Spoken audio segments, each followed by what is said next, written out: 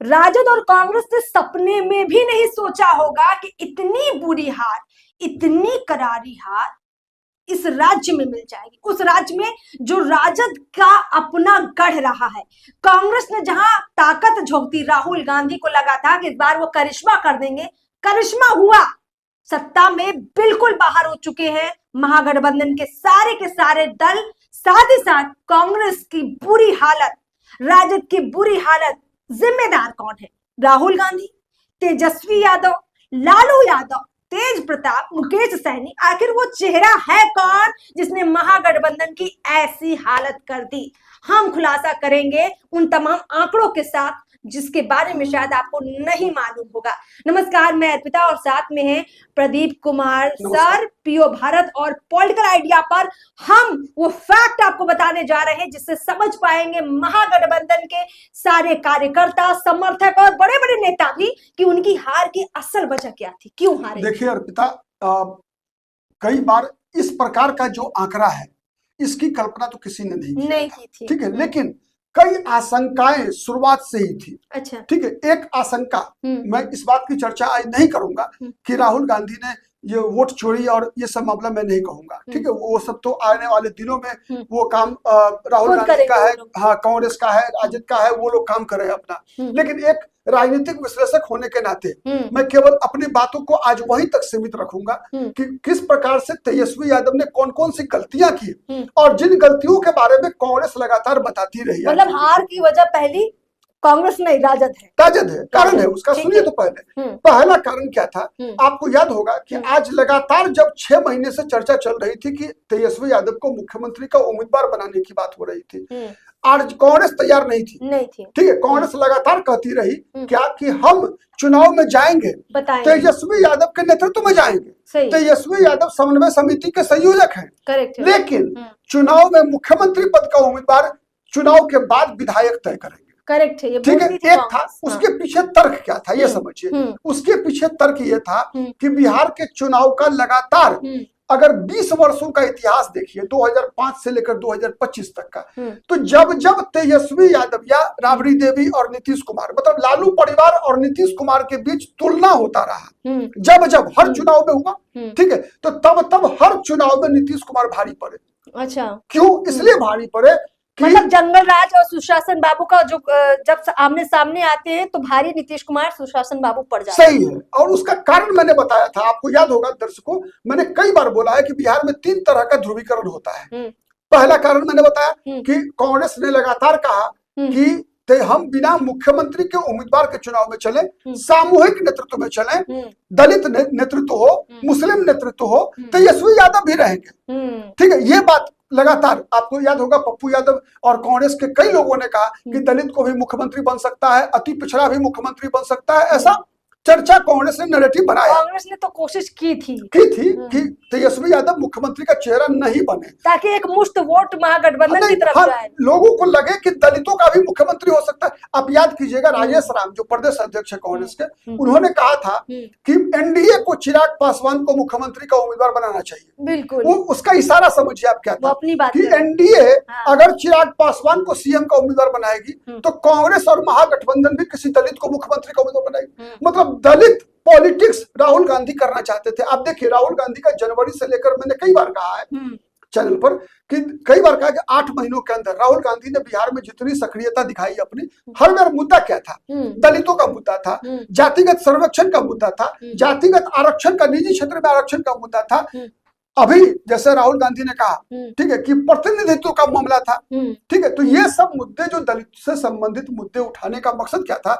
ये था कि देखिए, पिछड़ा वर्ग का जो वोट है वो लगभग वर्गीकृत है नीतीश कुमार और लालू यादव में, तो इसलिए राहुल गांधी का था कि नहीं, अति पिछड़ा और दलित मुसलमान को आगे लाया जाए। इसमें तेजस्वी यादव आ गए। मतलब आप, मैं थोड़ा इसको डिकोड करूंगी, जैसे आप ये कह रहे हैं कि राहुल गांधी बिहार के चुनाव को अगड़ा वर्सेस पिछड़ा बनाकर महागठबंधन को भारी फायदा पहुंचाना चाहते थे, और उसमें जो है ओबीसी का हो, दलित महादलित का हो, मुस्लिम का हो, इस सबको वोट को एकजुट करना चाहते थे। पर तेजस्वी ने ऐसा नहीं करने दिया। ठीक है, तेजस्वी यादव ने कहा कि नहीं मुख्यमंत्री तो मैं ही बनूंगा, तेज रफ्तार तेजस्वी सरकार, ठीक है, तेजस्वी के अलावा किसी का नहीं। यहाँ तक कि अंतिम क्षण में जब जिस दिन मुख्यमंत्री पद के उम्मीदवारी की चर्चा हो रही थी, घोषणा हुई, अशोक गहलोत आए पटना, ठीक है, तो तेजस्वी यादव ने मजबूर कर दिया कि नहीं हम ही बनेंगे मुख्यमंत्री। एक दूसरा, अब देखिए सीट बंटवारा में एनडीए का कितना आसानी से हुआ सीट बंटवारा, बहुत शांति से। महागठबंधन में कितना हुआ, राहुल गांधी ने फोन करके मुकेश सहनी को बचा लिया महागठबंधन में। मुकेश सहनी के लिए सीट छोड़ा क्या तेजस्वी यादव ने? नहीं छोड़ा, एक भी सीट नहीं छोड़ा। कांग्रेस ने 9 सीट छोड़ी मुकेश सहनी के लिए, आरजेडी ने छोड़ा क्या? नहीं।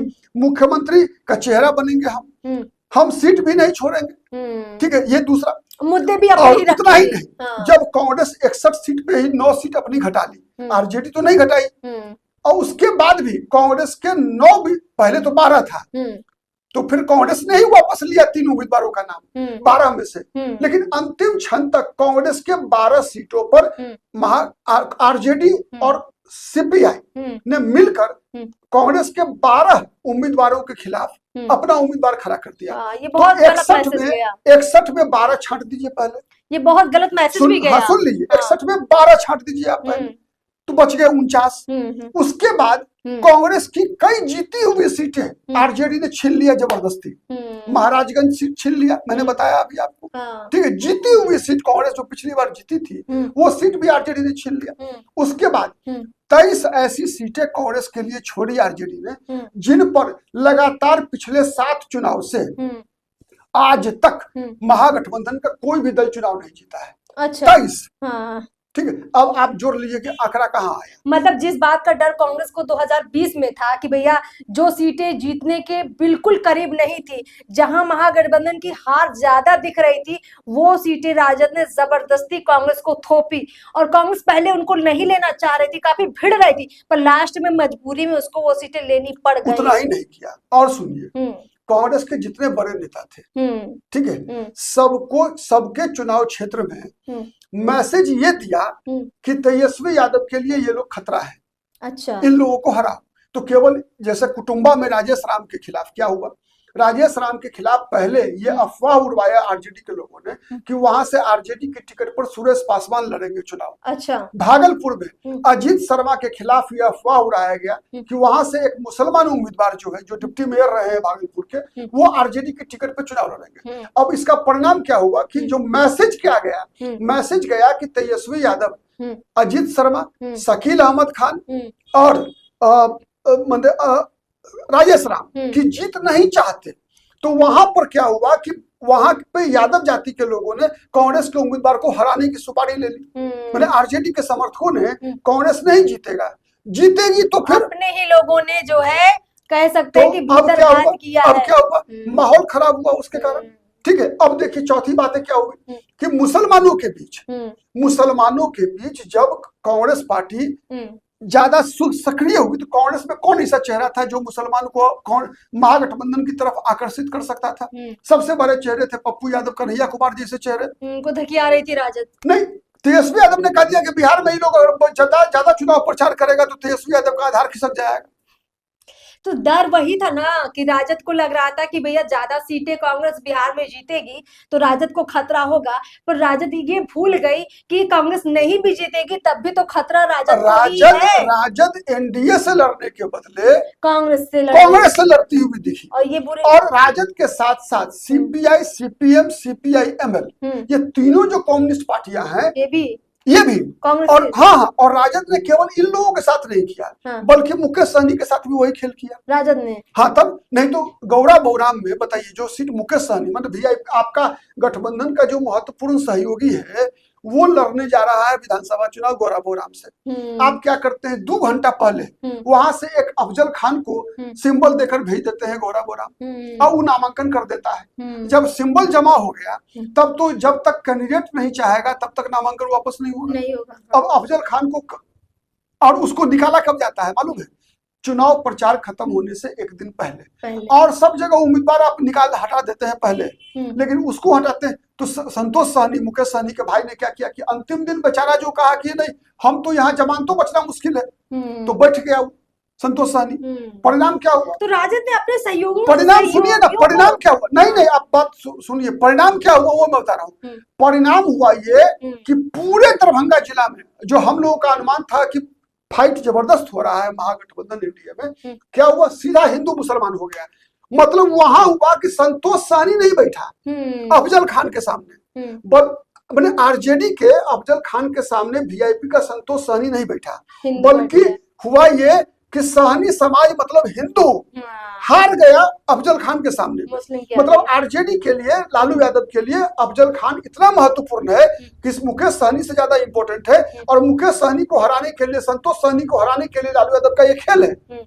लीजिए, परिणाम ये हो गया कि वहां बुरी तरीके से महागठबंधन, तो उसका असर जो है केवल मतलब एक विधानसभा सीट पर थोड़े पड़ा, कई सीट पर पड़ गया उसका। कुल मिलाकर सर ये परिणाम समझ में आता है कि यहाँ राजद के अंदर जो संदेह था, जो डर था कि भाई बिहार में अगर कांग्रेस मजबूत हो गई धरातल पर, मुकेश सहनी अच्छा कर गए या सीपीआईएम भाकपा माले अच्छा कर गई, तो उससे कांग्रेस इन सबके मजबूती से राजद का अपना आधार खिसक जाएगा। ये डर इतना गहरा गया कि राजद ये भूल गई कि इनको लेकर जो रणनीतियां वो बना रही है वो खुद उसके लिए काफी जहर की तरह हो सकती हैं। और वो देखिए वो सामने आ चुका है कि राजद वाकई में अब अपनी जमीन खो चुकी है, खिसक चुकी है।